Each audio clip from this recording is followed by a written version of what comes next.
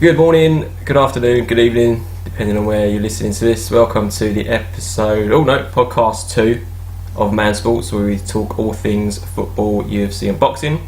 Let's get straight into it. A lot to talk about today. Andy, you want to football? Yeah, we've got lots of highlights, lots to talk about for this week. So we've got let's start off with the internationals. Very interesting. England already qualified, but what a ball fest. What's their final game? England versus Lithuania. Yeah, I think we started off the last podcast talking about how boring England was. Yeah, so we just Slovenia. So it's pretty much the same. But hey, we've qualified, so that's what matters. I'll tell you what though, at least you tried some different stuff out this time around. It was a new back four, wasn't it? Yeah. It's a completely new back four. This is a completely different system, wasn't it? I think he played wing backs in the second half, went back three, Hurricane, Ali. It was something different. At least you tried something. I'll argue against him.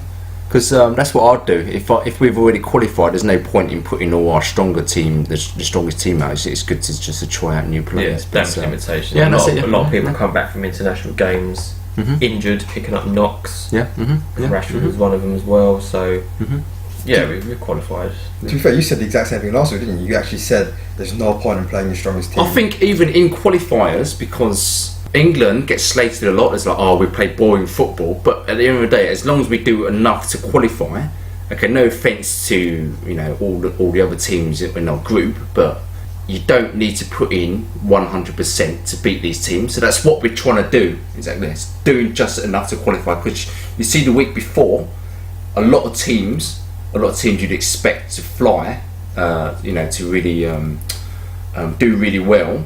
They're really struggling in qualification. So you look at Argentina, they've just about got through. Holland about, but Portugal, lots of Portugal and Argentina, they were struggling, but they've finally gone through. So they're doing just enough to qualify. So when it really matters, actually, in the World Cup, when it goes to the knockout stage, etc., that's when they really start to fly. Yeah, exactly. Yeah. So that's my personal opinion. However, I still wasn't happy about with England's playing, apart from Harry Kane's exception, he scored again. I thought it's always a confidence issue, isn't it? Yeah, that's it. Yeah. I said last week, you want them to play well in the qualifiers, and then leading up to the actual event, they turn up. But England do that, didn't they? They do just enough to get through the group stages. Like last year, what was it, 100% record, and they get there. And, exactly. It was. But they did really well. In the Euros last time, they did really well. In 100%, they were really played really well. And then when it comes to actual competition, they just didn't turn up. There's always this worry, isn't it? It's like, we're coming up against this team. We've got that one good player. Like England have got 11 good players. So nothing to worry about. But it's the mentality, I think, that some of the players have got, and I think it's changing now because the team's young. Yeah. So a lot of the old guard are out now, and a lot of the new guard are getting a bit older and more experienced. They're playing at the highest level. So I think it's fingers crossed in it. It could be worse. It could be Holland. Yeah. That links us straight into who qualified and who didn't qualify. Yeah, so who is actually in the World Cup? So we got Russia, host team, which is Brazil. To be fair, Brazil looked brilliant in qualifying with the main man Jesus up front. And Iran have made it, Japan have made it, Mexico, Belgium, South Korea, Saudi Arabia, Germany, I think, who won every single game. England, Spain, Nigeria, Costa Rica, Poland, Egypt, Iceland, Serbia, Portugal, France, Uruguay, Argentina, Colombia, and our main people, Panama. First time I ever qualified. Keeping out the USA. You got the chart there of the US. I'll get to the US. So the North American qualifying table is pretty dire. There we go. Mexico. You'd expect US to easily, maybe Mexico and USA, top two, they'll run away with it. USA number one, but no, that's terrible. But what actually happened was Mexico top, Costa Rica, Panama and Honduras have made the playoff spots, which I think they're going to play Australia, which would be quite funny there.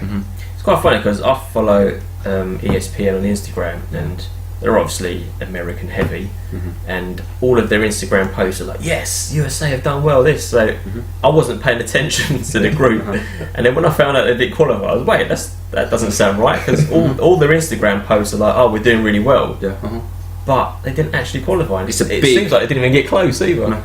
It's a big thing as well.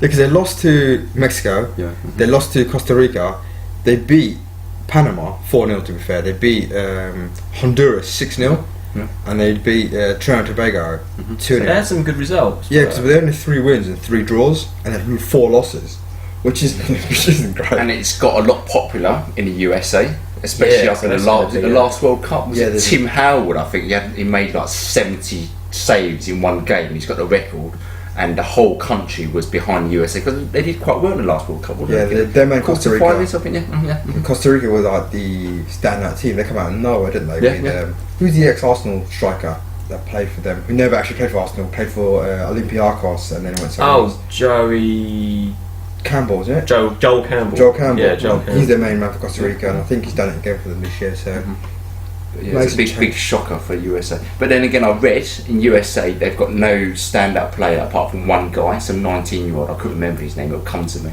Yeah. Oh, he's got like a Middle Eastern name, isn't he? Yeah. Oh, I can't remember his name either. So I keep reading articles on the. Because I've seen him play. Doesn't he play for Dortmund? That's it. Yeah. I think he plays for Dortmund. I didn't actually know he was American. What's his name? But they've got Jozy Altidore, classic. Present, DeAndre Yedlin. Players, look at this, strikers. Pulisic. Yeah. Mm-hmm. I never knew he was American until the other day. Michael Bradley's quite good. Mm-hmm.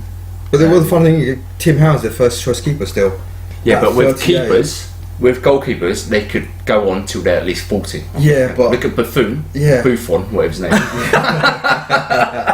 It's just Buffon, he's still one of the best, and he's 40. Van der Sar was 40 when he was Manchester. But the thing is, right, everyone says that, but only very few at the top end stay good, and Howard isn't. Tim Howard is actually really good, yeah? No, if you watch him recently, he's down, isn't he? He plays for the Colorado Rapids now, whatever the hell that is. Yeah, because Brad Guzman, again, he's dropped, and then you got Nick Roman. They're all their goalkeepers. But look at where they're playing. Yeah. They're all dropped. They're all they're not at the top end of the age anymore. They're all 38, 33 and 38 again. So there's just struggling. Yeah. They are struggling for keepers. And Clint Dempsey's still about. Michael Bradley's still playing. Yeah. And he's 30. Oh, I didn't realise he's that young, still 30. Fair enough. But again, this is the whole thing. Yeah. They're not producing world-class players. And Major League Soccer is it's not. It's not what it is, is it? I mean, come on, like, you've got NFL, you've got NBA, so much money being plugged into it from the college, graduate schemes. You know who you get a lot of players in a Major League Soccer? You know, like players who never make it in the Premiership. So we're talking like the first division, like Championship level players. They'll go to the US because they pay more money. Like, I don't know, Championship. There are players who've gone there. Yeah, exactly. So you probably get 3 times as much. Like, I don't know, about 300k. Which is not a lot in the Premiership, but it's probably you're probably not going to get that much money in the Championship, so they go to the US. To be fair, Ashley Cole's at LA Galaxy at the moment, and he's not. Pirlo, did he? He's at New York. New York. Just recently retired. But the funny thing is, LA Galaxy, I think, are one of the worst teams in the league at the moment. Yeah. And people blame Ashley Cole, but I think he's only on like one of the lowest wages there. He's on $300,000 a year. Yeah. Where they've got another foreigner who's on he's the highest paid player, and he's done nothing for them. So. Yeah, always going to be a scapegoat, and if you're the star man, they brought you in for a reason. And is China qualified yet? Where's China? No, China didn't qualify. Sadly, China finished, I think. There we go. Below Uzbekistan. Yeah. That's shocking. That's unfortunate. This is good. So what's Group A then? Asian group is split into 2 teams. Mm-hmm. So Group A, you got Iran, South Korea, Syria. So the top 2, and the third place is the playoff. Okay. Yeah, third place playoff. So what was it like this with the South American one then? Oh no, because they say South American is the really hard team to qualify. Which, to be fair, South America do have a lot of really good teams. That's basically like a league, isn't it? Yeah, that was a murderer's row teams. Yeah, top 6 or 7. So they say it's like Qatar, China, Uzbekistan. Uzbekistan and China. 30 points, not bad. Yeah, because they get to play each other, and then you got Thailand, Iraq. How come Iran? They're running away with it. Yeah, they're a really good team. If you watch them play, they're actually Iranian cricket.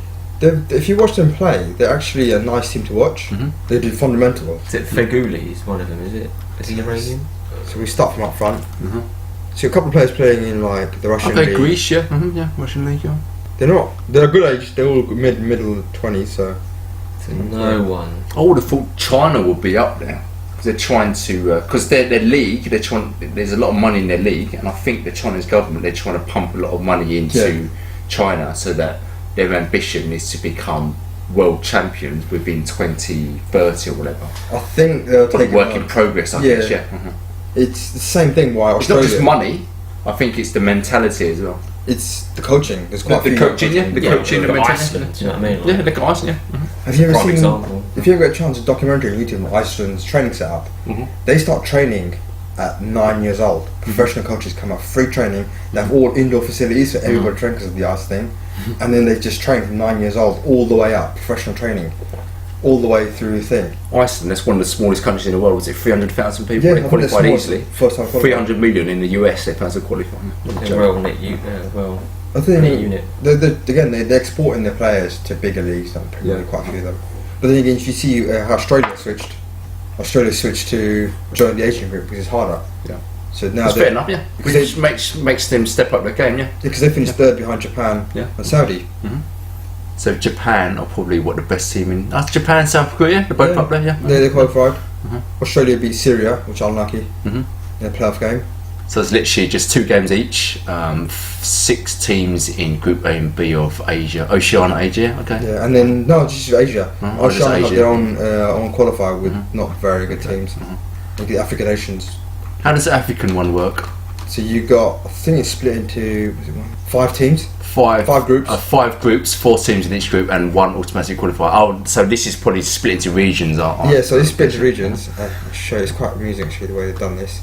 So all the winners go, and then after the winners, they have a playoff match. Mm-hmm. So it's all 5 teams from Africa go through, and 1 team. No, it's not 5 teams. It's only 2 teams. Really? So you got Tunisia. Yeah. Then you've got Nigeria qualified. Oh, so the 2 best teams out of Mohamed Salah, wasn't it? Yeah, Egypt and Nigeria qualified. Not Nigeria. That's hard. Yeah, man. Egypt, Nigeria, and then they have a knockout between them as well. So 3 teams from Africa, and then 2. Now 2 teams automatically qualify and 1 in the playoff. And I think who's the playoff? That's hard, isn't it? That's sort of like an African league. Yeah, so you're not necessarily playing other people, but you just need to do as much as possible in your own group. It's strange. It's really tough because everyone's in Ghana didn't qualify. Big teams. They're defending African nation champions. Argentina, they struggled. So there's 1-0 down against Ecuador, and then Messi scored hat-trick. Yeah. That's what it really takes, good. That's what you come to expect, really. He turned up. Yeah, when it comes to the big games, he turned up. Yeah, and then knocked out Chile. Chile are out. Chile are out. Yeah, that's it. Yeah. So, but to be fair, look at the South American League. That's they're all good teams, I think. Yeah, because what's this thing with Falcao telling the other players to play for a draw or something? Yeah, because Colombia, I think the last game, if they get a draw, they're through. Oh, okay. So they would. He was telling the Peru players to just stop playing. Was it? I didn't really read the article, but I didn't know about that. I knew it was on the pitch. He was telling the Peruvian players to not play, just play for the draw, so they could knock Chile out. Oh, that happened in the World Cup. I couldn't remember what it was. Was it the World Cup? Was it Italy and Spain? In the 70th minute, they realised they were both through. So if they both drew, if the game was a draw, they both go through. And it's a ball fest. They just passed the ball. Yeah, it was just awful. It was awful. They know? So Italy are bad enough playing because they're really defensive. Yeah. Can you imagine if Italy played that game again? They're boring anyway, but to play. So both, they're not, exactly, But that's both of them, so it's just basically just passing the ball. Yeah, it's terrible. That's what people complain, but at the end of the day, they made it a table. Yeah, and there is tactics involved, isn't it? If you win your first 2 games and your last game, if you both draw, no one cares. Scotland and Wales are out. Do you know why Scotland were out? Genetics, fight deficiency. It was that Strachan, wasn't it? Yeah. Well, he's a bit height deficient as well. I was thinking about that. Yeah, he said we're not genetically tall enough. Oh man! Who's the best player in the world ever? Messi. Yeah, exactly. He's got a height deficiency. Look at Diego Maradona. Messi. Look at the best Eden Hazard. Yeah. The best goal Scotland ever scored was Archie Gilmore, wasn't it, against Holland? Yeah. And he scored, and he wasn't even that tall either, was he? Great goal though. Against that amazing great excuse. That is. Got Wales, Scotland are out. Unfortunately, Wales. They're not going to be able to see Gareth Bale. No, they got found out. Everyone's going on about how they're the best team there are, but if look at Iceland, They knew how to set up. Break down. End of the day, it's just this, isn't it? Yeah. The mentality, and they just it does not matter if you've got the world's best players. Look at Manchester United now; they've got a world-class team, but world-class players. Look at England. Look at England. They've got a world-class team. Harry Kane. Look at Chile. Dele Alli. What is the cumulative price of all the players that play for England? Then you expect them to be in the top 10 teams in the world. They're not even in the top 10. 13th in there. 15th. Yeah. 15th. It's a joke. On paper, top 5. Yeah. Oh yeah. I'd expect nothing less. But all the players none of this bullshit. None of this. We're just gonna play for. We're not expected to do well. Well, look at the team. Just look at the team. You've got a really, really good team. It's young. It's probably one of the youngest. I think we were the youngest team in the Euros. Back then in the Euros, we had a good chance of winning. Yeah. You know, Portugal won it. They're not all that, are they? No. Who they got? Oh, Ronaldo. Take Ronaldo out. They got no one. Yeah, they're about as good as any other team. Yeah. Mm-hmm. But then in saying, what do you call it? To the qualifiers.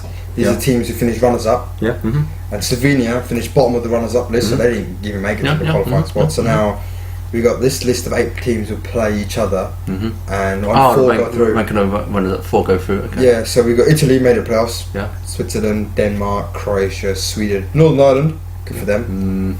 Greece and Republic of Ireland. So I'd say these are the playoff groups. 1, 2, Switzerland, Italy. I'd say maybe Sweden. No, but they're going to play. It comes out of a draw, so they could play each other. You could actually potentially get Switzerland. That's a good. So this is a knockout, is it? Once it gets drawn. Yeah, only 4 go through them. There's 9 teams. Oh no! What's Slovakia? Why is Slovakia in white? They didn't make it. They didn't make it. So okay. So they were the worst team in the second group. Oh, the second group. And then the England group. So I told you that. So there's a potential tasty ties here. Yeah, cool, sure. Anything can happen. But I would not want to play Republic of Ireland because they're in the German. They're like they're a tough team to play. Dark horses. Yeah, because home and away. Switzerland are good as well. Switzerland. Yes, if you get like Italy and Switzerland are really big teams. Yeah. But if they get drawn against Germany, even Switzerland are good. Yeah. No, you could never discount any team. Yeah, because they only lost once. They lost to France at the end of the game, and that cost them. Croatia. Yeah. Anyway, do you want to move on to the Premiership? Yeah. Back to the Premiership. Yeah. Finally. Yeah. Game of the weekend. Manchester City versus Stoke. I think you might as well cancel the Premiership this season. Ridiculous. How many goals they scored? 28 goals in 8 games. That's the most. Demolishing anyone, yeah. Some stats are coming off my Mercurial, aren't they? Like the 1800s, no one's done that since then. This is back in the day. We're talking like FIFA goals. Yeah, pretty much. It was literally FIFA scores, pass. Stoke didn't know what to do. I think it was Man City's own complacence that let's stay back in the game. And Stoke, they're not chumps. No, we drew against Stoke. They gave us some run for money. 2-2 was it? So everyone gets beat by Man City at the beginning of the season. They're like, they're crap. Oh, this team are crap. And now everybody's getting thrashed by them. Like I'm realising, hang on a minute, it's not their team. Hang on, they're beating all the teams they're expected to beat, but they're beating them convincingly. Yeah. So when it comes to like a top 5 team, like Chelsea, they just about beat them. That was 1-0 last time. It wasn't a particularly exciting match, but against any team below top 6, they'll beat them convincingly. Yeah. And Kevin De Bruyne. Oh, yeah. It's just fantastic. Take Mark Hughes' quote for it. His qualities throughout was absolutely sensational. To be perfect, to be honest, best player in the Premier League for a country mile. Who might De Bruyne? That's what Mark Hughes said. I was saying to you, and I think he's actually the best player in the world at the moment. Yeah, very underrated. It's not like he does all his skills. Yeah, he's very good. Yeah. It's like passing, his vision. Yeah, it's like he sees passes that you see in computer games. It's like you dream I could make that pass, but in real life, miss a pass. It's absolutely crazy. I was watching him play as well, and it really reminded me of Zidane. Yeah, I think he probably not as flair like Zidane had the skills, the turns and whatnot, but just his elegance in the way he plays, his power, vision. I think he's the complete midfielder. I think he's like brilliant, fantastic. Because what made me laugh was Mark Hughes' comment was like, when we went 2-0 up, it's like we poked them with the stick. And they got annoyed. Yeah. I mean, as good as the Man City team is, you put like good players surrounded De Bruyne, he's going to find them. Like I know Jesus is brilliant at what he does, and Sane, but you replace them with other players that are just as good. but it's De Bruyne finding the passes. Yeah, but then you take De Bruyne off and put the other Silva, the one from Bernardo. Oh man, I rate him so bad. I think he's just the pace he has. Yeah, I mean they got David Silva as well, and then you've got your Sane, you've got your Sterling, you've got Aguero, Jesus. What's worrying me is they beat them, and Aguero was on the bench. Yeah, Jesus, I think Jesus, 20 years old, and when he's got what 13 goals, 15 starts. He averages 1 goal every 2 games. 20 years old, it's ridiculous. Yeah, for such a young player. He's got into the Brazilian side, similar statistics, or 10 games or 14 games, 7 goals. Yeah, but the thing with him is 20 years old. If you see him play, his movement is unreal. Yeah, his movement, vision, his finisher, finisher. But they paid 20 years old. They paid 33 million for him. 32 million euros for a 19-year-old. Yeah, and everyone's like, how good is this player? We watched him last season. You realise when he got injured, just before he got injured, you could see he's got the physicality that people say. He didn't start much last season, did he? It was just like I think he was injured, didn't he? They bought him and then he got injured quite early. But fair play to Guardiola as well for actually playing him. Most other managers probably stick to playing Aguero, especially in the form that he was in. Yeah, it probably helped that he got injured. All it is just like if someone gets injured, someone else steps up. It's opportunity. That's all it is. And when they say, a lot of commentators say, "Oh, you can't keep Aguero out." Well, at the moment, that this Jesus is playing a lot better than Aguero. He's scoring the goals. So if I was Pep or any other manager, I'd keep him on. Yeah. And I said, Aguero, you've got to fight for your place. If you're not going to get in, you could F off to AC Milan or whatever. It's fair enough. It happens all the time. Yeah, Look at Martial and Rashford. Martial he had a terrific first season. Rooney got injured. It was against that game in the Europa League. Rooney got injured, and then Martial got injured in the warm-up, and James Wilson got injured. So this guy Marcus Rashford, who the hell is he? Yeah, exactly. So now he's keeping Martial out of the side, because that's all it is. That's the nature of football. Competition's healthy, isn't it? Especially it encourages you to be find out what your attitude's like when you've got someone vying for your spot. But Aguero's proven anywhere he chooses to stay. I think he can. Don't get me wrong, he's very, very good player, fantastic player, but at the moment, Jesus is keeping out the side. And you have to think about the future, especially for Man City. So Aguero's 29. He's injury prone. So if I was Pep, and if I was Aguero, I'd probably say, okay, I've done whatever I could. I've spent 5 years, whatever, at Man City. It's time for an opportunity to go somewhere else. I personally, I'd make sure I keep both of them. And depending on what team you play, can they play well together? I watched them at the beginning of the season. They're playing 2 up front. They did have 2 up front. And they were scoring goals. So I think got 7 in those games. So I think they can play 2 up front. Okay, fair enough. Yeah. Depending on what team they play. So if you've got a team with really strong wing backs, just play 2 down the middle and just it is going to be rotation, because this is the marathon at the end of the day. Man City are well set up to win, to change the system pretty much. They've got players they can insert in every season. It's still early. Let's see. It's all about consistency. There was similar to this last season. Let's see how well they do as the season progresses, and also Champions League, because they never turn up in the Champions League against like Mickey Mouse teams. They've never progressed. What's the most they've gone past? I don't think they've even gone past the quarterfinals. So they're not a world-class team up there with Madrid or Bayern Munich or PSG now or Barcelona until you could win the league consistently and Champions League semi-finalists at least, because I'm not convinced, but at this point, they're looking, unstoppable, and they're all set up to do it in all competitions.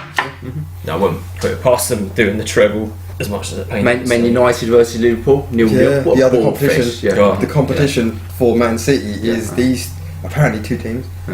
To be fair, I can't blame them, because at the end of the day, you see people with Man United, they said they should come and attack and all that. Liverpool need to win that game more than United need to win that game. That's a point away. I'm going to be honest, I'm quite happy with the draw. I think Manchester United would be the happier team with the draw. Well, they're the away team. Why should we attack? Do you know what I mean? That's Liverpool's ethos at the moment under Klopp. To attack, high pressure. They didn't do that.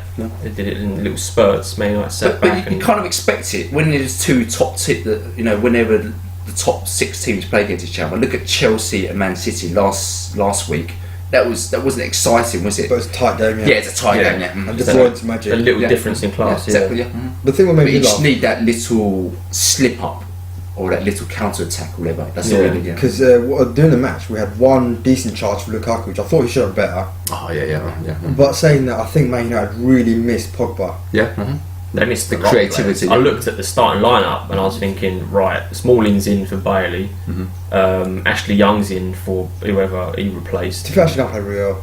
Yeah, but you need that difference in class, and crossing the balls and whatnot. Mkhitaryan, nowhere to be seen. Yeah, Matt was on the bench, Rashford was on the bench. Missed Fellaini as well. You missed his size. It's the link between the midfield, and they were saying, Herrera was rubbish and M.A.N, but they haven't had a run of games. No creativity to come in and do the job. I know they're good players, but they're not world class yet. But Herrera had a really good season last season, and then this season he's been benched. So you can't expect him to come in and go, do what you need to do. But you need to fight, especially in this level of game. The thing is with this game, I think if you take out the Man United injured pair set, out of the Liverpool team, who do you think get into this Man United team? Coutinho? Yeah, what's his strike? In terms of actual position, so I think Coutinho. In yesterday's that's funny because they did a thing, didn't they? You're starting 11. Yeah, Keane did it. I think. Keane did one. It's mostly Manchester United, isn't it? Salah's good. Yeah. And I think Emre Can. I rate Emre Can really highly. Yeah. But other than that. Yeah. No, I mean, he's a dynamic. He's not flashy, isn't he? But you need that type of midfielder. But that's holdable. In terms of that, that's it. You wouldn't. It's very similar to Gadira, isn't it? Yeah. In terms of defenders, I think. Oh, to be fair, who's the young right back that had Martial? Oh man, he had Martial in his pocket. Martial did not know what to do. He's the under 21 captain, isn't he? The England under 21 captain. He looks a really good player. But other than that, I think that centre back, who's the really lanky dude for Liverpool? Matip. Oh, he was awful. Yeah, we almost scored, didn't it, if it weren't for that De Gea, fantastic. Oh my god, that's ridiculous, isn't it? Tip with a toe save. That was ridiculous. Mental. I just think. But we were talking about last week about best goalkeepers, isn't it? I think De Gea. I think he's easily, because he makes saves. You'd think whenever someone's in the position, 99% of the time, when someone's got the ball and you just have to hit it at the target, it's going to go in, don't you? Yeah. That was one of those situations last time, and De Gea just does them like a match-saving save. It's ridiculous, Because it's weird, because it looked like he started moving before he kicked it, because he knew that it's going to go in that direction, and he just took off the away. To be fair, Phil Jones forced to react to get rid of it. Yeah, Phil Jones. So you have to. Phil Jones having a good season this year.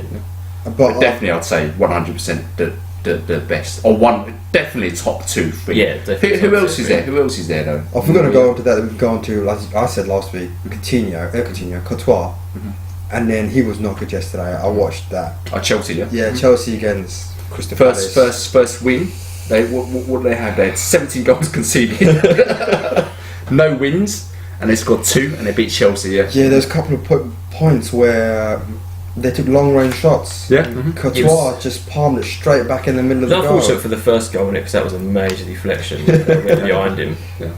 I remember Courtois pulling off a really good save. I can't remember who it was against.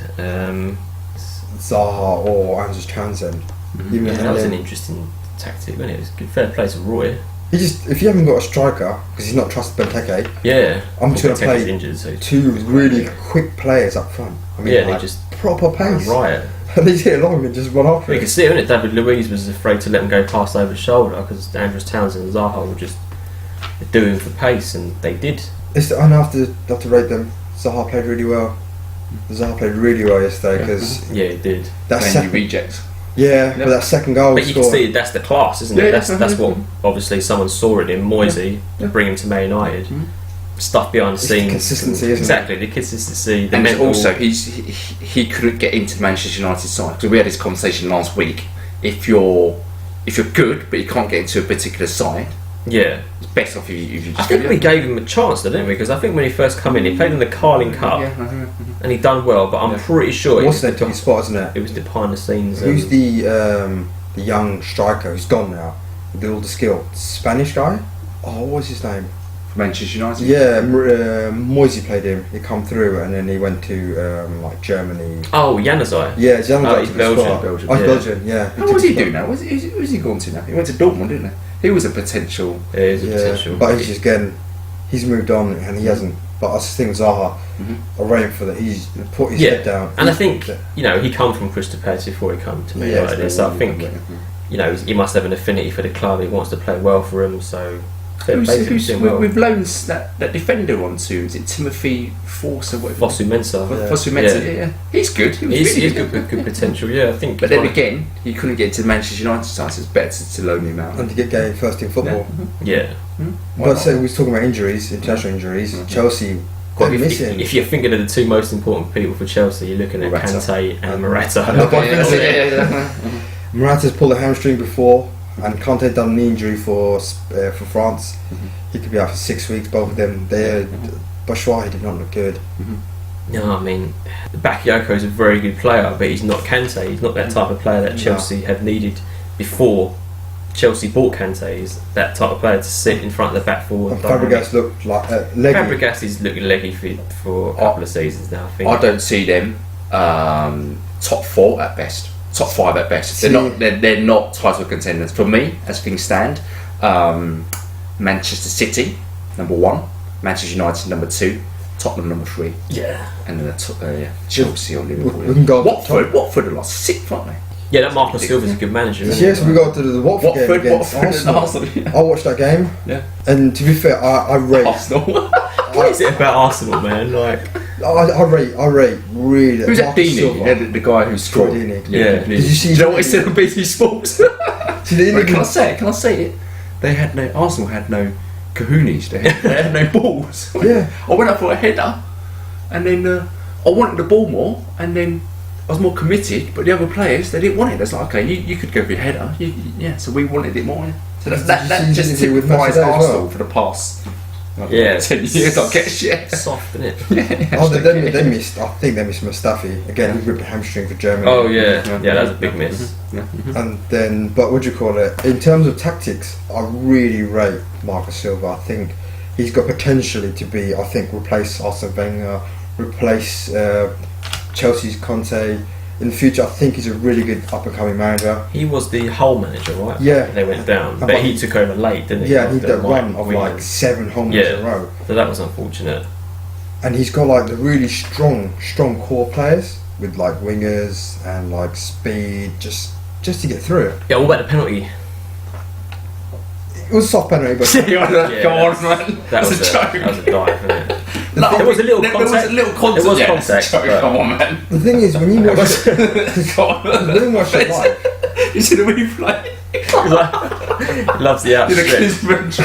Put my arches backwards. Because when you watch it full pace live. Yeah, it looks like a penalty. Yeah, and that's what I think Bellerin was just like genuinely stunned about what happened. He was like, I didn't even touch him. But Wenger was complaining, but who was? Because I saw it on BT Sport.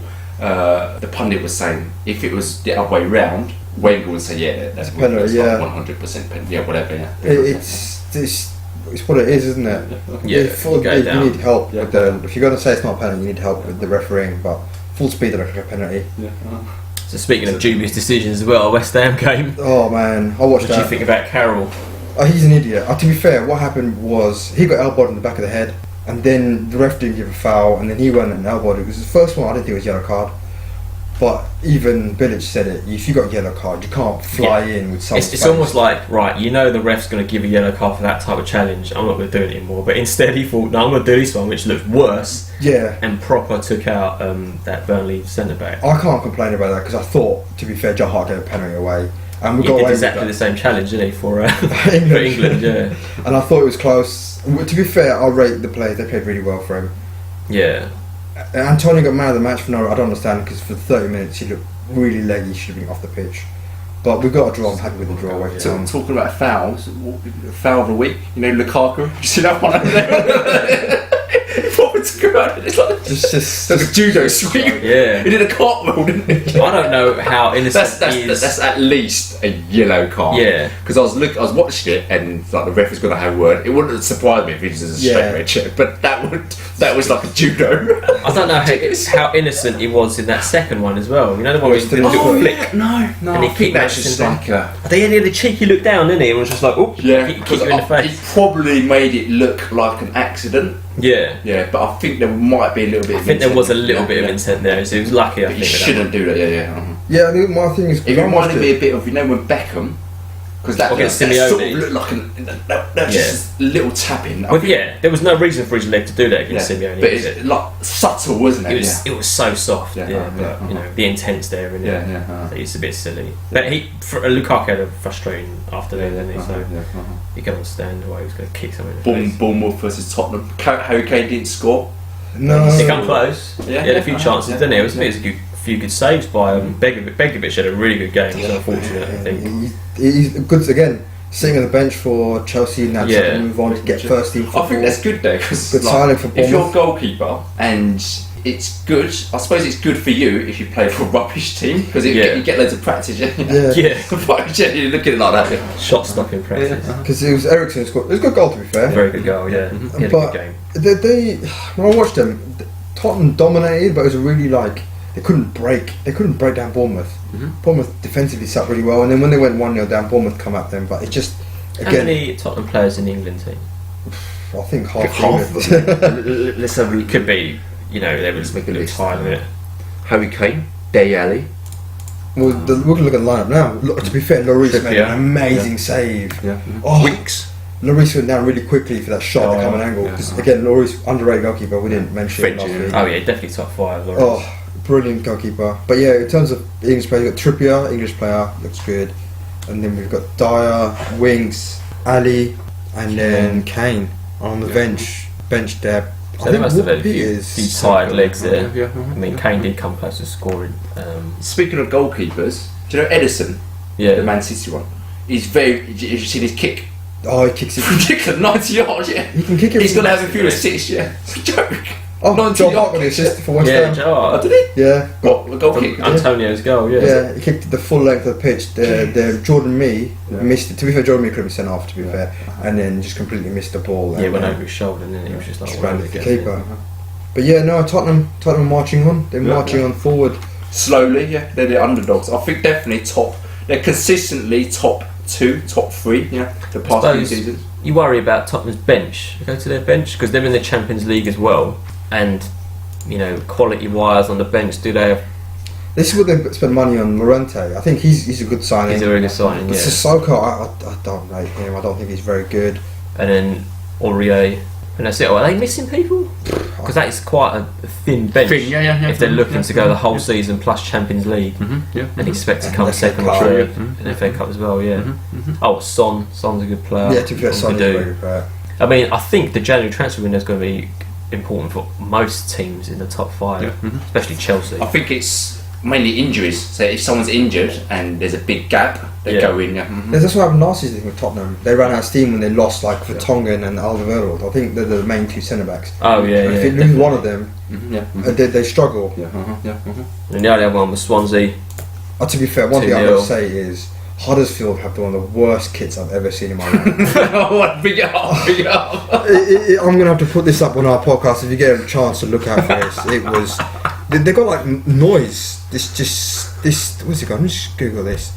Huddersfield away kit. Paul Clement looking like a straight up geography teacher. Let's see if I can find this. Tammy Abraham could sign him, wouldn't he? Is he on loan? He was on loan from Chelsea, The Chelsea farms out all their good players. So who else scored for Swansea? Abraham got both, didn't he? Yeah. I think one was goalkeeping error. It was the one where he passed it out, didn't he? I don't understand why keepers do that. Just kick the damn ball. I can ask you a question about a goal though. Did you see the goal? So the one guy closed him down, the other guy runs and crosses over. Jordan Ayew. And then he steps over the ball, and then the other guy he's trying to do a Barthez, was he? Trying to act like a clown. He basically there was a fullback near the touchline, and the centre back passed it back to the goalie, and he tried to side foot it to the thing, but he just completely went in the wrong direction. And then Jordan Ayew picked it up, I think, ran it towards goal.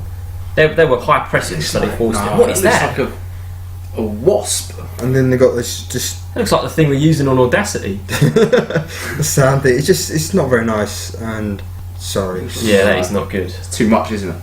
I'll put this up on the image. But I guess... I'm going to write the lead. You want to talk about the table itself? Premier League table at the moment? Yeah, that's pretty straightforward. Yeah, that's pretty standard. I think that there's not going to be much change. I'd say that's Watford, because Jesus, they're 4th. What? Why not? They're consistent. Burnley have dropped down to 6. We've got City, Arsenal have dropped 6. Yeah. Liverpool down to 8th. I think Liverpool are overrated at the moment. Newcastle doing alright. Well, they're doing really good, yeah. 9th. And then we're at the bottom. Crystal Palace closed the gap in Bournemouth, and Leicester they need a win. They were saying in the studio that Palace aren't going to go down. I agree. It's still early days, but looking at, I don't know if look at the 3 points and 10. There's 7 points. No, there's 6 points separating the top half. If Zaha gets injured it's again, very close, yeah. well, Towns gets injured, what are they going to do? Yeah, they haven't got enough quality in their team. I just don't think. So top 10, any of those can go down, I think. bottom 10. Bottom 10, yeah. It'd be a farce if it was a top 10. City go down. City go down, no, ridiculous. Chelsea always went down, not too soon. That is ridiculous. Oh, mate.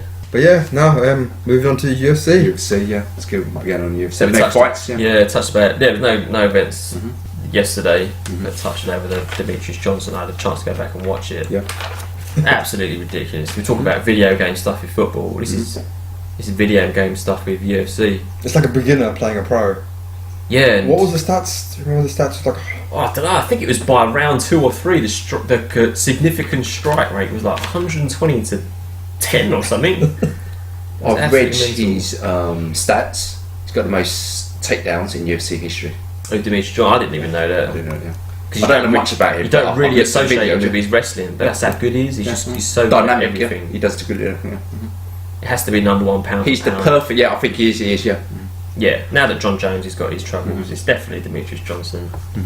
well, John Jones got down for drugs abuse. I'm sorry, but yeah. people saying, he had his chances and it's 3 strikes. It's ridiculous. Isn't it? People saying, he's still the best. No, you can't overlook the fact that potentially he might have been on steroids for his whole career now. Yeah. The whole lot's been tainted. It's, to me, that's it is unfortunate. It's such a waste of talent. But most UFC fighters are probably on them as well. They're getting pulled up. But it's guilty unless proven. Innocent unless proven guilty. And Demetrius Johnson, oh man, he does. Yeah, I mean, it could come out in a couple of years that DJ was on drugs, and you'd have to apply the same thing. You'd have to wipe out the history books. Same thing with GSP. If he was ever found out on drugs, you'd have to assume that he's been on it his whole life, and I'm not saying they're all on it. No, I guarantee you a big portion of UFC.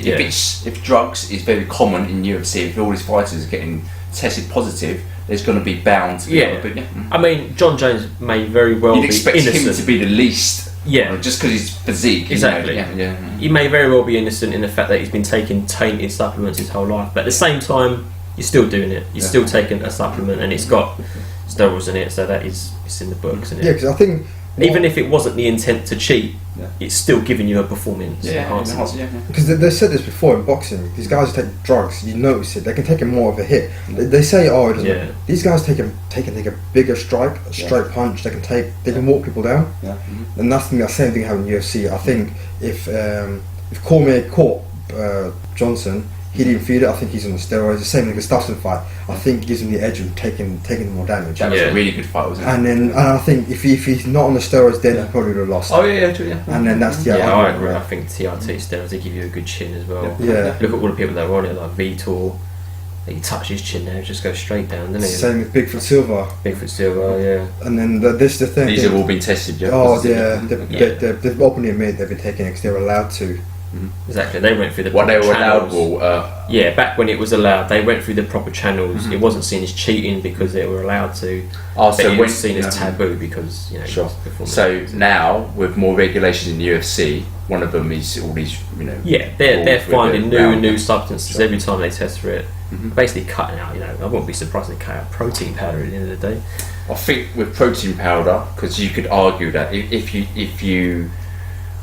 you take a protein powder and then there's a contaminated substance in there, then you haven't got a case against you, because I looked this up. Like most protein powders, my friend had a protein powder. The company that makes them also makes steroids.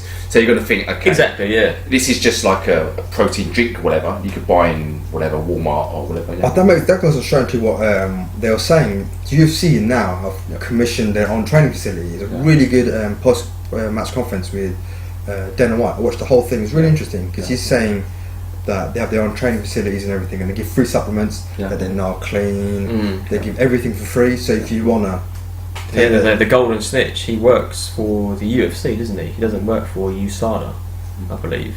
So he's regulatory manager for the UFC's anti-doping violations. So it does help him to clean it up. So moving on.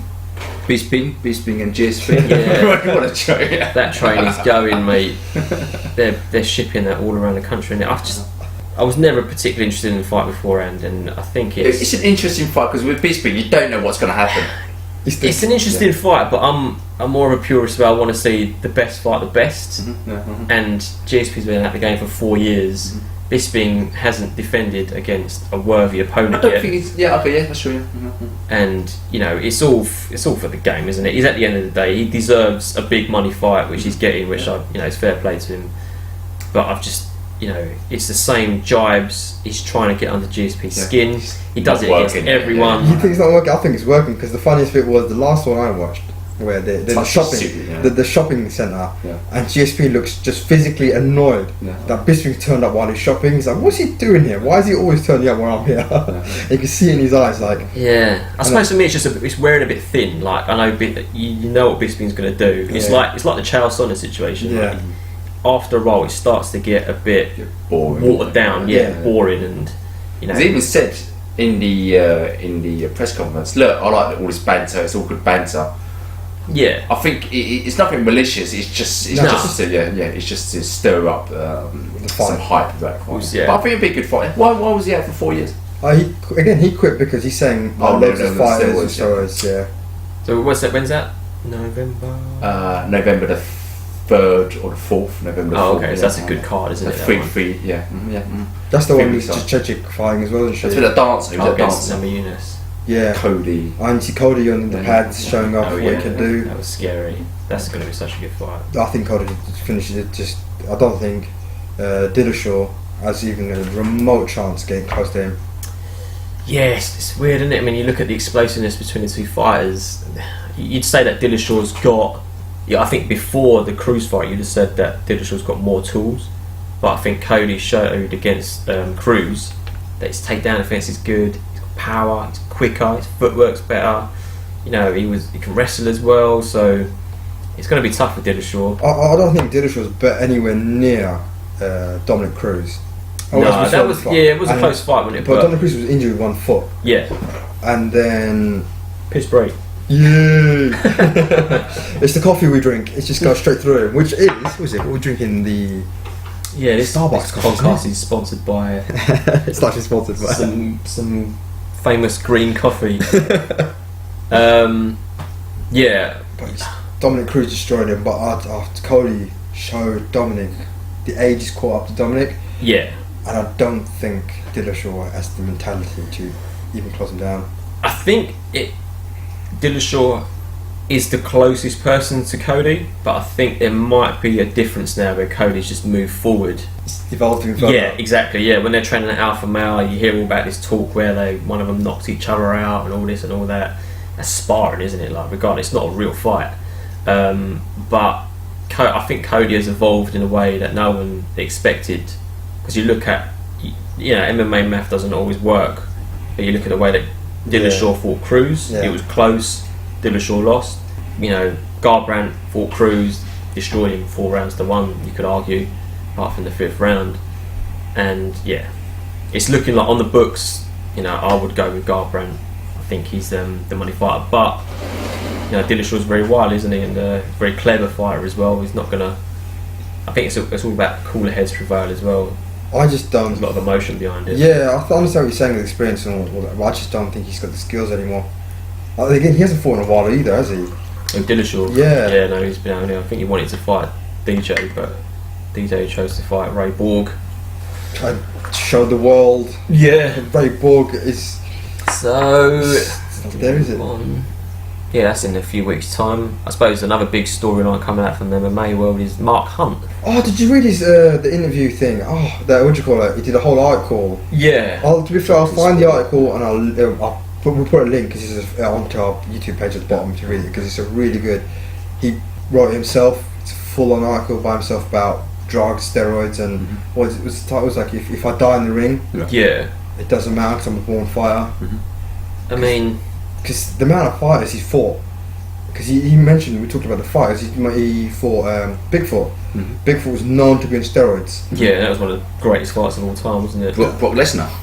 Yeah. He was on so much drugs, and they allowed, UFC allowed him to go in the ring, fight a dude for the money, and then it turns out everyone knew he was on steroids. Lesnar laid on him and submitted him. Submission? No, it was 5 rounds. Yeah, and he just couldn't. And he took his best shot. I just think it's a joke. Yeah, drugs enables you to take a good shot, doesn't it? And then Mark Hunt, second fight. Mark Hunt versus Bigfoot. Yeah. Bigfoot didn't even last a round. One to the punch to the back of the head, he went down, finished. One punch. And it just shows you what the steroids have done for these guys. I suppose it's hard to talk about really because you don't really know what's going on behind the scenes, but you kind of think Mark Hunt said, "I'll die in the ring" and all that, but if you're the employer, you can't really let that happen, can you? No. I think you've got a duty as much as Dana was saying. I don't think it would mean that literally, but no, he said it as a passion. It was a tongue-in-cheek remark, you know, like, and you know, he's saying he's slow now. He's got like CTE, didn't he? I think that was the thing. And if you're the employer of the UFC, you kind of got a duty and responsibility to pull him from the card.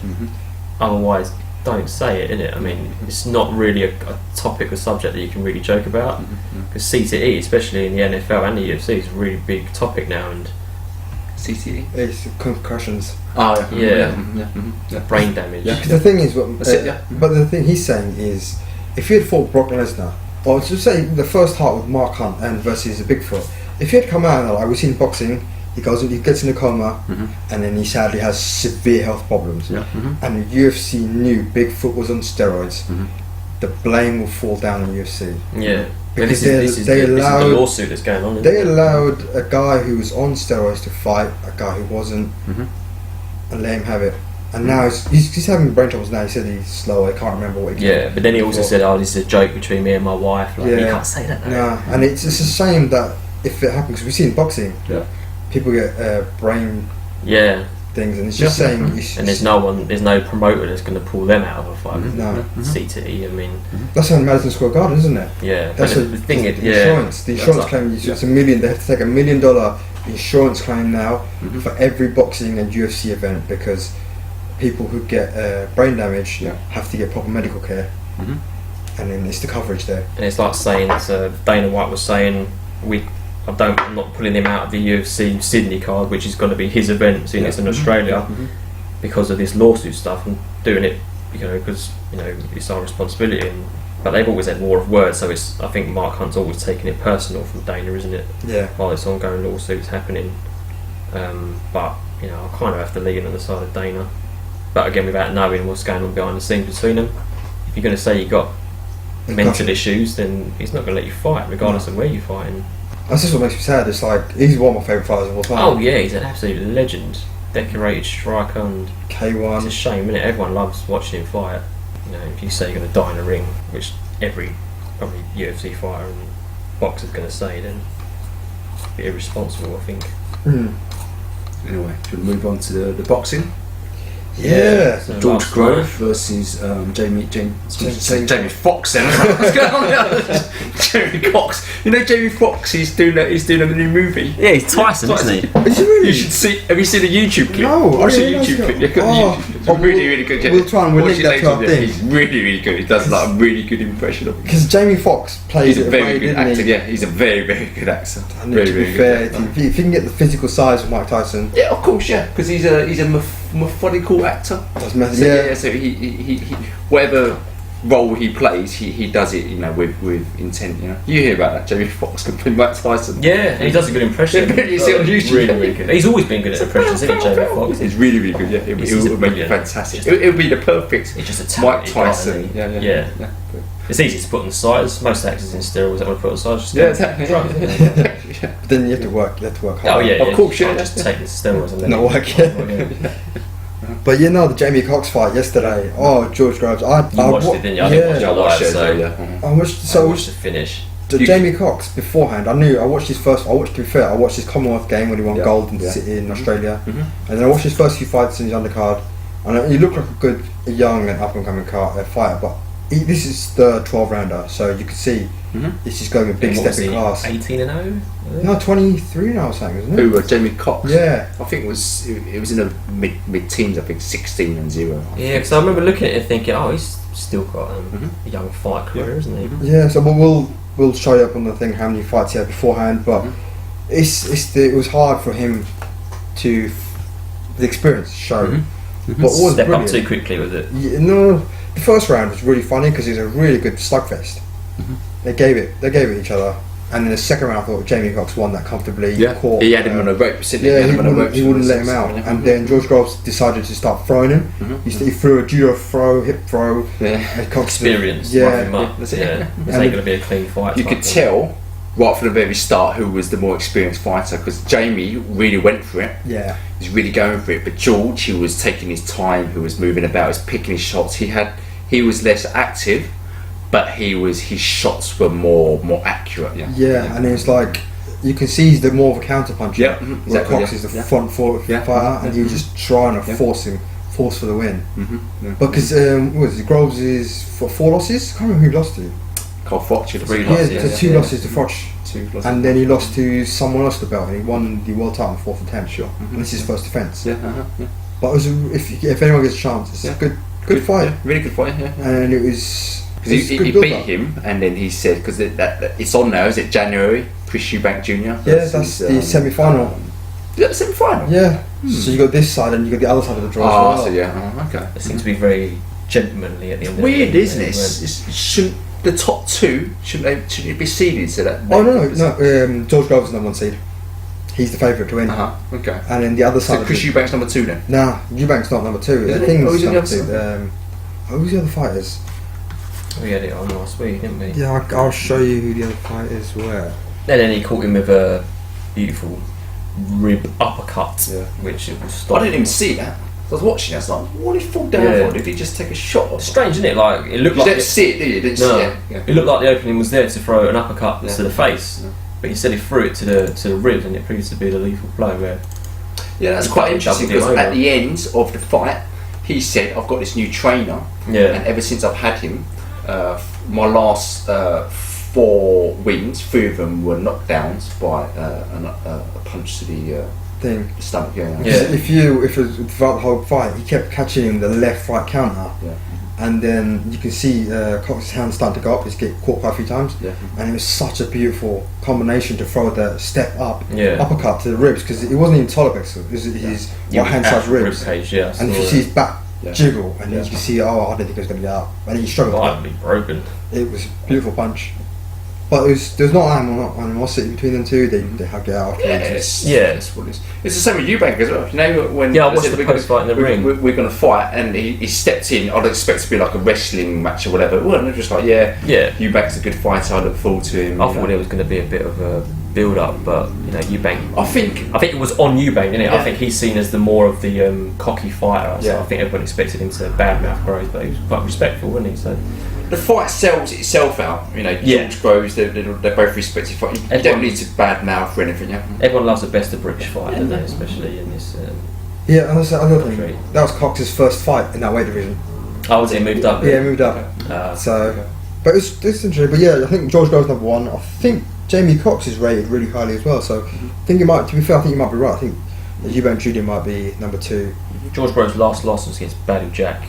Yeah. Which is. Obviously, that Badu Jack's pretty awesome, isn't it? Yeah. So very talented fighter. Yeah, Badu Jackson moved up. Lomachenko versus Rigondeaux. December the 9th. Is that still Madison Square Garden, isn't it? Man, they can come quick enough. I thought it was sooner than that. Oh man, I'm looking forward to that fight so much. He's really good, really good. They both are. I mean, they both come up with this very elusive, very fast. The other guy's a Cuban fighter, isn't he? Yes, Cuban. Both 2 gold medalists, weren't they? Yeah, but with amateur record was like 200. Ridiculous. Yeah, you look at Lomachenko's record and think, he's only had not a lot of fights, but he's had about 300 like amateur fights. You look at the 297 wins. 297 wins in amateur. Ridiculous, You learn your trade. You learn the trade, and he learned his trade really well. I was surprised. He's not very popular, is it? Not many, unless you're a true boxing fan, you wouldn't know much. It's the same. He's not a high profile. It's the same with Golovkin. It's only like the past couple of years when he's really started to become more mainstream. Yeah. I think when you follow the sport of boxing, you think, oh, he's awesome. Everyone must know who he is. You realise it doesn't translate, does it? Yeah. The day and age of that's why Mayweather is so good, because people love him and they hate him. They want to see him win or lose. But they promote themselves very well, do they? Yeah, it's hard as well, isn't it? You don't talk that good English. Oh, to be fair, you said go on English. We go back to UFC. Demetrius Johnson, just a quick one. He does not promote himself that well. No, he just does what he does. Plays his video games, and that's it. Did you see that video game with the African? Oh, yeah. Oh, what's this? He's been playing on Twitch. What's that? Have you seen that thing before? I think is that prank? Is it? It sounds like a prank. Yeah, I think because I've seen it before. When they play Call of Duty, there's like an African warlord. Well, he mimics an African warlord. It's like, what are you doing? Why? And like people just set the piss out of him. Like, oh, I just beat you. And it's like, why did you beat me? Why did you shoot me? I'm going for your house. I know where you live. I don't know if it's a prank. Oh, it must be a prank. This is jokes with that. It's quite funny, isn't it? Like Demetrius, he's just like, yeah, whatever. God, he seems quite down to earth, doesn't he? Yeah. Oh, he is. He just trains his arse off and. But I think that African thing, you know what I'm on about? Yeah, I think that's just a prank, isn't it? I don't think. Yeah, it sounds like a generated voice. Yeah. Someone was doing. I'm going to beat you. I know where you live. Like, what? And that's the thing with self-promotion. We're saying with the Lomachenko and the Cuban guys going to fight. I don't know much about this Cuban fight. I just know his amateur record. I know Cubans are very, very good. Yeah. Because they turn up in the Olympics. They win. Yeah. Like Arislani Lara, he fought yesterday. He won. Yeah. Oh, did he win in the end? I didn't see that. Yeah. He's awkward. He's really long. Yeah. Mainly, isn't he? He gave Canelo the most trouble. Yeah, exactly. Yeah. I think he won that. Yeah, it's tough, especially when you've got Golden Boy promoting your fight. That was a very close match. It was close. It wasn't exactly a robbery. But, It's very touch and go. So what else we got? We've got thingy coming up. Anthony Joshua versus Pulev. That's in 2 weeks time. 2 weeks time. Yeah, 2 weeks. Yeah. Cardiff. That's quite low key, wasn't it? Cardiff. Yeah, it's kind of. I mean, but then again, Anthony Johnson, drinking too much coffee this morning. Anthony Joshua, he doesn't really promote himself. He just lets his fights. He's nice, but I think he's got a good PR team around him. We've seen him a lot more adverts. I think it's better like that anyway because he's got lots of sponsorship. The last thing that Under Armour want is for him to like. You said that. So when I was going to Hong Kong, I saw a poster. I did not expect it. A massive poster of Anthony Joshua in Hong Kong. Yeah. And then I landed in Japan. Another poster of Anthony Joshua. This guy is everywhere. It is scary. And I have to rate him to be fair. So it's probably got a good PR team. You can't do this. You can't do that. Yeah, it's on the links adverts now. Got Under Armour. All his interviews are nice, and apart from this little spat with M.A.N, I don't know what's going on there. But to I be think that's just a bit of bandit. Even that is publicity. Because and even on his Twitter, he's quite professional. You're spreading that into the people that listen to. I think trending news. He needs to. He's got that good personality, if you like, so that people. He wants to give that sort of image so that people look up to him. Yeah, he's a likeable guy. It comes. But it's good for him. It's for his own. Oh yeah. For his own image. Yeah. Yeah, it's nothing not to. You think about him, really. Something stupid if he does something silly like I don't know, gets drunk or gets taken drugs. He's going to lose all that sponsorship from Under Armour. Yeah, I mean, it's not in his interest. It happens to the best of them, isn't it? I mean, look at Tyson. Look at Pacquiao. Yeah, Pacquiao. You say that. Did you see Tyson's? When he was on Canadian TV, when he flips out, that bald black guy goes, "Oh, he was a convicted." Oh yeah. You see his PR man, the guy next to him, he's trying to calm him down. Tyson's like, "You're a real piece of shit. You're a real piece of shit." And the guy next to him is like. And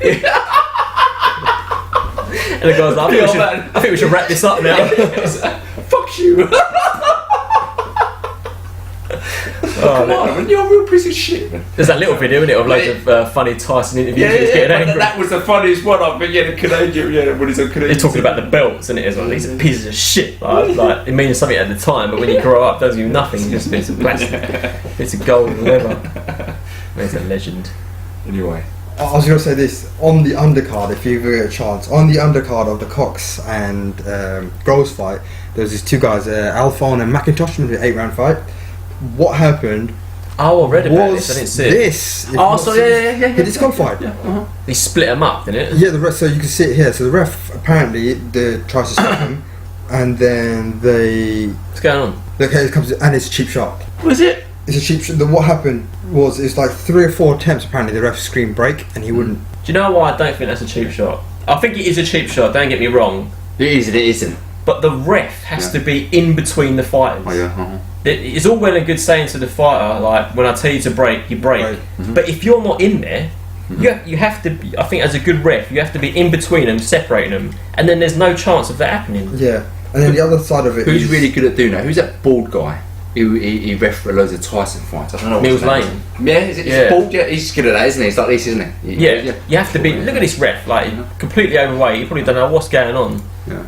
And he gets disqualified for this, but I've heard loads of people saying you should always protect yourself all the time. I understand that. I don't think that's. I don't know. It is a cheap shot. Here You can't doubt that he didn't hear the ref saying break. But look at the ref. What are you doing? Break. Oh yeah, that's going to stop it, isn't it? Like you need to be in the way. Yeah. You get your body between them. You separate them. Get it back into the proper distances. And then so he's celebrating. He thinks he's won, and then about 2 minutes later, then it's going to be disqualification for a cheap shot. This is a DQ. No, I think that was protect yourself at all times. Yeah, I understand. It's a similar situation with Mayweather. Yeah, because when he done that, okay, that was a cheap shot. But protect yourself at all times. Mayweather said that was Victor Ortiz's fault. Why are you trying to hug him? The difference between this and the Ortiz for me is the ref said you can carry on now. Ortiz went to hug him. Yeah, and then hug him again. Tried to kiss him. Then go for a third hug. And May was like, "What the hell are you doing?" Just punches him in the face. Problem with this is he's heard him cleanly. Says break. I understand you should be the referee there, but at the end of the day, you should be able to control yourself in a ring. He's not controlled himself. So I understand why they disqualified him, because you can control yourself. How does it work? There's a lot of testosterone flying around. Just say break, and then the ref go carry on. Yeah. Or is it just break? I'll carry on. I don't know what they teach in ref school, but I'm pretty sure they say get in there. Yeah. Or get in there. A lot of carry on. Yeah. Miles. Imagine asking Tyson to break, just saying, "Tyson, try and stop him, please, mate." Like, no. He punched the ref. Yeah. Do you know what I mean? Yeah, I understand what you're not saying. You need a what do you call it? A physical presence in between. Yeah, exactly. Yeah. But then I agree what you're saying. You do also need discipline. Like this is a disciplined sport. It's not just two blokes just slugging out. So I understand. I think it's a harsh DQ, but I understand why they're giving the DQ. Yeah. Because you can hear him apparently say break 3 or 4 times. So but this is why it makes boxing quite fun to watch. Yeah. Because stuff like this happens. Yeah. That's a punch as well, mate. Proper boxing. When his mouth was open, when your mouth is open, you get caught. You are going down. Unfortunately, that is a harsh lesson for that guy who got knocked out. Yeah.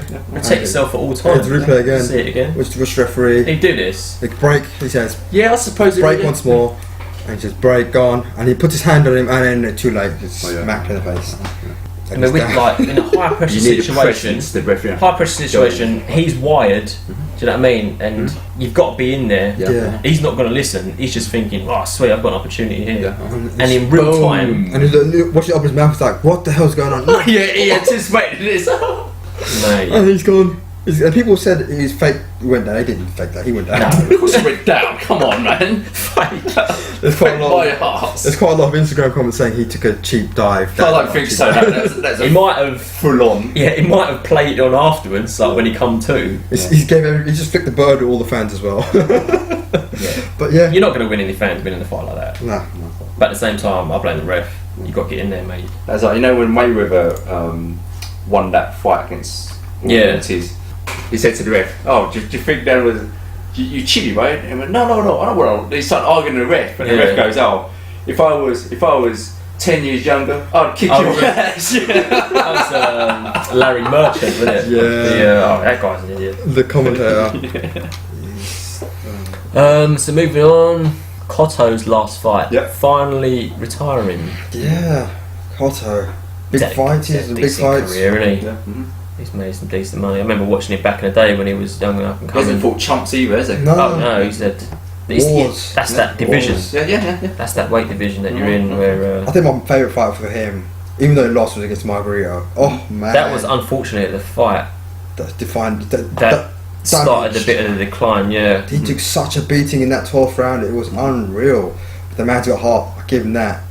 One of the biggest hearts I've ever seen in boxing. Yeah, I remember watching him up and coming. I was like, this guy's talented. They're all talking about, he's got the potential to fight Mayweather. Oh, he did fight Mayweather, didn't he? And he caught Mayweather with some. He blooded Mayweather up. He fought Mayweather, Because he caught him clean with the 1-2, and then he caught him clean. And Mayweather said, didn't it? I think he was one of the hardest punches he's faced, Cotto. and very technical. I love watching. Then again, Mayweather hasn't took many punches, has he? He must have took like 3 in his whole career.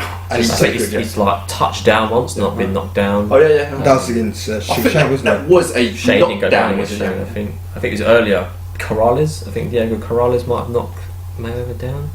That's just like a glove on I mean, but you can see who's he's only lost against the best. I mean, Margarito, that was a bit of controversy. That DQ, didn't it? Did I get overturned afterwards because of the hand wrap? Still was a loss. Oh, that's a bit shame. 2000. Lost to Pacquiao. Pacquiao just outclassed him in that one. Jabbed him to hell. Mayweather, Austin Trout, and Austin Canelo. Austin Trout fought yesterday. He lost. Oh, the Canelo is smaller than Canelo. You could saw that size. But you see him go. Was that 12 rounds? Was that Canelo? Yeah, that went all the way, I believe. Yeah, I think Canelo just out. Yeah, Canelo. I think there's a lot of Instagram videos, little clips of Canelo's brilliant boxing skills there. But it's full. Very good long career, isn't it? Yeah. So who's he fighting in his last fight? Saddam Ali. I've never heard of the bloke. Apparently he's American. You can see his record. It'll be at the top. They're fighting at the Garden in New York. 25-1. Goes by the name of World Kid. What? Where's he from? He's 29. He's American. Born in Brooklyn. It says you got for anyone decent? Is it for any belts or anything? No. Oh no, it's for the WBO World Super Welterweight title. Yeah, so he's a champion. But looking at Jesse Vargas, I don't recognise, but he lost against him. But saying that, Cotto's last fight, you don't want him against. No offence to this guy, but you don't want his last fight to be like. You want something easy, don't you? You want to go out on a high. You know what I mean? It would have been good for him to go out against like Mayweather, camera guy. I watched that fight against a Japanese guy, and he won that one, didn't he? He absolutely outclassed him. You know, like when you've got longer hair in boxing, when you get punched, and it shakes around, it looks worse than it is. But this camera guy did a lot of hair, and Cotto was snapping his head back a few times. But he's very tough, camera guy. I think he was naturally a bigger dude as well. So this weight division is what they're fighting at? Welterweight, isn't it? Super welter. Yeah, it's going to be in between welter and light middleweight. Which apparently it's not. Cotto is the light middleweight champion. WBO. Yeah, so it's good for him. He's got the belt online. To be fair, it's going to be interesting to see what happens after this because he says he's going to retire. Last fight at the Garden. He's got nothing to prove. It's such an awesome career, man. 41-5. What do you think goes down the list? Your welterweights in the not of all time, the last 10 years.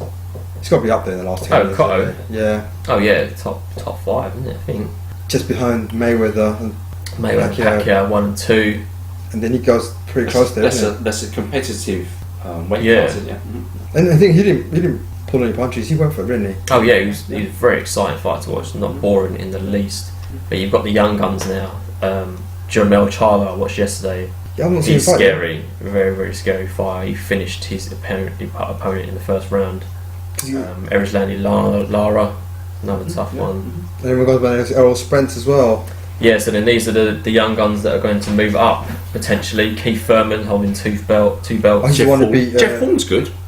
Jeff Horn's the one who beat Pacquiao, right? He's very big, isn't he? He's awkward. But then again, because he's big and tough. You know, but Pacquiao, that was his worst fight I've seen in. I think he's coming up to the end of his career as well. I think they're looking to unify Thurman and Errol Spence Jr. Is that going to happen? I think so. Yeah, it has to happen. Because Thurman's the knockout power that I've gone on about. Yeah, Thurman's a very very good boxer. I watched his fight against Danny Garcia. Really good fight. Oh, he stopped Garcia, didn't he? Yeah, stopped him. No, it was 12 rounds. The thing is that Danny Garcia moved up the weight, so in the weight below, he's power carried, knocked out Khan, he's knocked out loads of people. Yeah, he's got that looping left hook. Anyone can knock out Khan. But Thurman was the bigger guy, and he couldn't stop. He couldn't stop Thurman coming on. Thurman boxed him well. Because I've seen Errol Spence a couple of highlight reels. The highlight reels. He doesn't look all that. He looks about 10. Yeah, I've seen him live, like in real life. Yeah, I saw a picture on your Facebook. Oh, you remember 10 years old? Yeah. He's really small. He looks like a teenager, but yeah, he's now. He's scary, isn't he? I see him against Kell Brook. Kell Brook's no chump either. No, Kell Brook takes it. He broke his other eye. Yeah. That was a really good fight as well. A very, very good fight, yeah. But to be fair, boxing, there's some really good. They're making there is some good fights. The fights are actually happening now. I think it's got a lot more interesting. I think that boxers are seeing now that to get money, you need to fight the good guys. Do you want to move on? Yeah. See what's happening. Any rumours? Any sports gossip the past week? But are we going to talk about the? How'd you say it? Ballon d'Or? Ballon d'Or. That's been announced. It's a French magazine, isn't it? Oh, was it? It's actually a French magazine that's been doing the Ballon d'Or shortlist for years. We've got a few Premiership players. It's not exactly a short list, is It's just a 30. 30, yeah. 30 top players. But where does the window run from? That I don't know, because it's 2017, so we can put this down and we go. You had to, is there a particular window where it runs from? And Just Wikipedia, so find out. there's no point in it being 30. Why is it 30? I think everyone votes for him, and then it's that 30, and then they nominate again. They vote for whoever. So I think it's who votes for who, and then you. Pretty pointless, though, isn't it? Why don't you make it top 10? Who votes for who? Is it the footballers vote? Yeah, I think all writers and footballers vote, and then they get the top 30 of those, writers, and then they give them out to those people again, and you can choose out of the top 30 who you want to vote for, and then there's 15 of those, and you choose who you vote, and that's how it goes through. Oh, right. So anyone can get voted. So you could have I don't know, who's someone crap. Anyone. You can name anyone from West Ham. Yeah, pretty much. On average. Yeah, pretty much. Rob Noble? Who's Rob Noble? Mark Noble. Mark Noble, yeah. It's going to start with that. But yeah, pretty much. You can get nominated for it, and then you'll get. Oh, it's a 23-man shortlist. I just think top 10, it's a waste of time chucking other people in there. Yeah. Do you know who's going to win? As long as Ronaldo, Messi are playing, and as long as they're performing, it's either going to be one of those two. Which is fair enough, statistically. I don't know, I think Harry Kane will be up there. Statistically, he's a potential. He's third, isn't he? Behind Ronnie and Messi in the goal scored in 2017. He's got 37 goals this calendar year. So is that how you judge it? Because they're all saying Ronaldo's won the Euros, so it's obviously started from before the Euros. A combination. I think it's the season for last year, from the whole last season, so from the summer onwards. That makes sense. So I think Ronnie probably win it again because he won the Champions League and the Euros. Yeah. Oh no, he already won it for the Euros, so you can't give it again. Euros wasn't last year, was it? This is what I mean. Euros was 2 years ago, so he won it last year for the Euros, but he won the Champions League last year. Yeah. And he won. Did he win the league? Real Madrid won the league. They won the league. Yeah, so I think he'll probably win it again because he's between Ronnie and Messi. At the end of the day. All these is like a combination, isn't it? Big goals. Yeah. Because Neymar's having a pretty stellar few months, isn't he? Since moving to PSG. Yeah. But still, it's a very, very good list. Even if you take Ronaldo and Messi off, it's anyone's. But so the list, I'll put the list up for anyone to see it. So we got quite a few decent. Realistically, who's going to vote for Marcelo? Do you know what I mean? It's just no point in having a list. Yeah, no. This is like Dzeko. This is like the 30 players that they got through, and then they're going to short. Well, basically, this is like the top 30 best players of last year, isn't it? Yeah. Yeah. So quite a few Premiership players. Got Harry Kane. Kante, De Bruyne, Lewandowski for them interesting ones. Mane made it. Falcao, you having a laugh? Oh, Falcao scored a lot of goals. That's what I mean. It was shocking for Man United, but when he went to Monaco, he's gone back to his best. Yeah, they're playing 4-4-2 though, isn't it? Especially when he's playing next to Mbappe, it was a good little partnership. I think he's top goal scorer in France this season so far. That's still better than Neymar. Yeah, I'm not saying that, isn't it? But yeah, Tarzan's in there. Isco.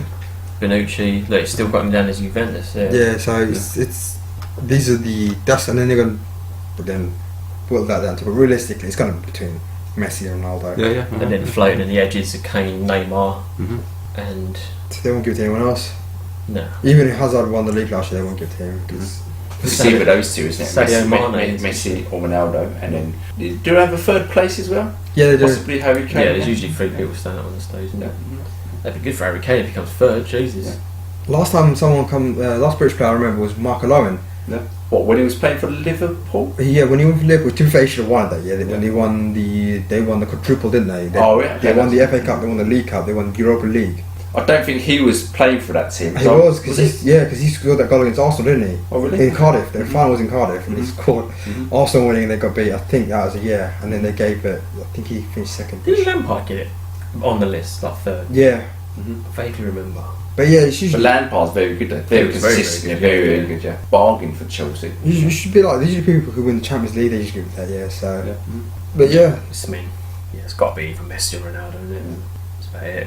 I'd be very surprised. Kane's very ambitious. He did say, I would want to win that this award. Yeah. And be amongst the top players. But I'm going to be honest. It's not quite there yet. Yeah, and also he'll need to go to. No offence to Tottenham, but a top team, something like Madrid, because Madrid were bidding for him. There's rumours that they're bidding for him and Dele Alli, and they're going to offload a few players to Tottenham. But I think that'd be good for him. I think he would fit in very well at Real Madrid. But no one would turn down Real Madrid. No one would. Yeah, I think he'd fit in anywhere. I think he'd fit in Barcelona as well. Can you imagine him? Even like Bayern Munich. You've got Lewandowski, who's amazing. But he's coming up to the end of the top stint. Yeah. It'd be good for Lewandowski to move on. He's the thing with Kane. He's 24. He's not even at his peak yet. No, they were saying he'll break Shearer's record, isn't it? If he stays, he's definitely got the record for the fastest to score 100 goals. Yeah. If he stays, that's the thing. It's better than Ronaldo, because Ronaldo took him 235 games. It took him like 167. Yeah. Because Ronaldo was poo, wasn't he? When he first started, it was like because he was young. He was a winger as well. Yeah, he was a winger. I think it may all depend on how Tottenham get on this season. Yeah. Not only this season, but over the next few seasons, whether or not they attract the top talent. Yeah. You've got to know, ain't you? Like Daniel Levy's, he's got this stigma of being tight-fisted and getting the best out of spending. This is the gossip at the moment, isn't it? Yeah. Because they're all saying that they don't pay enough. They're like the 6th or 7th in the Premier League highest wage structures. Yeah. So they're behind a lot of teams. This is what I mean. Like you have to invest a lot of money. Look at Man City. They're at the top for a reason. Like they're spending stupid amounts of money, which isn't helpful for the game. They're quite inconsistent. Oh yeah. And there's a lot of change of managers. Exactly. Since the Sheikhs took over. And that was not recent. They've been doing it for about 6 years. Look at Chelsea as well. With Abramovich. Saying that, do you know who would be amusing to see if he goes to PSG? They're going to pay the big bucks. They're paying. Yeah, can you imagine that fun? Anyone could go to PSG, couldn't they? Yeah. 200 million from Neymar. Yeah, because they can afford. They're breaking the bank. And then this is the thing. Dele Alli, they're saying he wants £100,000 a week contract. Yeah. He's on apparently 60,000. Yeah. In this current climate, you could ask for it. Pennies, isn't it? Really? It's a joke. Yeah. How much is Oxlade-Chamberlain getting at Liverpool? How much did they buy him for? They paid 30 million. I think Ox is getting over 100 grand. Yeah. Standard, is it, if you're a top player? Exactly, and this is Ali we're talking about, and this is his age, and I think for Kane, you look around and you think, right, are they going to build into this? Is it worth me staying here? Are they seriously looking to win the Champions League and all that stuff? Because if not, then the other teams around him are looking to do that. Because Madrid top team, any person, whoever Madrid bid for, they get. Yeah. The things I really want, but. That was just I thought that was going to go. That was guaranteed. I still think they could potentially. There's still rumours. I think it will go. Yeah. I don't want him to go. I hope Tottenham keep hold of him because I really want this Tottenham team to stay together and see how good they can get. Yeah. Because I think it'd be really nice to see. Another thing is Pochettino. Does he stay? Yeah, because if they keep hold, let's say all odds, if they keep hold of their players, if Pochettino stays, and they're moving to the new stadium next year, they'll be a strong team. They have the potential to have a really good dynasty over the next few years. But this, I think, this season, if they finish in the top two, you're looking at Man United, Man City, the top two, and the Tottenham third. There's a reason why Tottenham are third because these players, the amount of money that the chairman plug into the club. Yeah, they haven't got world-class players, maybe apart from Harry Kane, but they play well as a team. Yeah, I think you have to say Kyle Walker's a world-class right back. I mean, he's very, very good. Oh yeah. No, that's what I'm saying. Centre backs. Alderweireld and Vertonghen are two of the best centre backs I've seen in a long time. Yeah. Goalkeeper Lloris is really good. Yeah. You've got Christian Eriksen, and then you got Kane up front. Yeah. And Dyer. So you got a spine. Really good team. Especially England. And to be fair, Ben Davies is better than Danny Rose. Ben Davies. Yeah, he's been keeping that, hasn't he? Yeah, and I think he'll be an interesting one in the next 2 or 3 years. So, what else we got? Tyson Fury. He just tweeted. Next year, he's going to have 3 big fights. No, Tyson Fury's not going to get his license back, let alone thing. So he's talking shit now. I mean, like, if he's speaking, no way he's going to know that's not going to happen. Speaking about depression, and stuff like that. He's been out for 2 years. It will take him at least a year. I mean, I've seen worse with boxing commissions allowing fighters to fight under worse circumstances. Yeah, but he's spoken about stuff that shouldn't imagine in boxing anymore, and again, it would be irresponsible. It's a shame, really, because he's good fighter. He's a good character, I think, and I'd like to see him fight Joshua. Yeah, a fully fit, up fit Tyson Fury versus a fully fit, up fit. I think the heavyweight division is leaning towards Wilder and Joshua. Yeah, I think so. It's the fight that everyone wants to see. Yeah. American versus the British. Wilder's fighting. Is it next December? Isn't it? Yeah. He's already beaten that guy, Staverne. A potential match-up next year. Yeah. To unify that would be good business. It'd be good for Joshua to fight in Vegas. So good. But I was going to say, good luck to England under 17s. They're in India at the moment. Oh, is it? Yeah, they're kicking everyone's ass. Yeah, it's happening at the moment, and they're kicking ass. They're top of the group. They destroyed Iraq yesterday, 4-0. Their youth team are doing really well. Yeah, they're through. They're top of the group. It's going to be really interesting. It's good because it'll be interesting to see how that progresses. Yeah. Those two. But you had to look after them. I think. Yeah, because they did well in the under 17 Euros this year. I think they lost something else. But now they're in the World Cup. They're through the next round against Japan in this round 16s, and then I expect them to get to the quarter semis. They'll probably get knocked out by the big boys, Spain, Italy, but they'll be there and thereabouts. That's them. I suppose we should wrap it up for this week. There's a lot to talk about. Subscribe to us on YouTube. Follow us on Instagram, Twitter, and our Facebook account will be up and live and running pretty soon, isn't it? Yeah. So we'll be sharing information throughout the week. Hopefully lots to talk about next week as well. And we'll see you all then. Yeah. Thank you. Take care. Adios. Bye bye.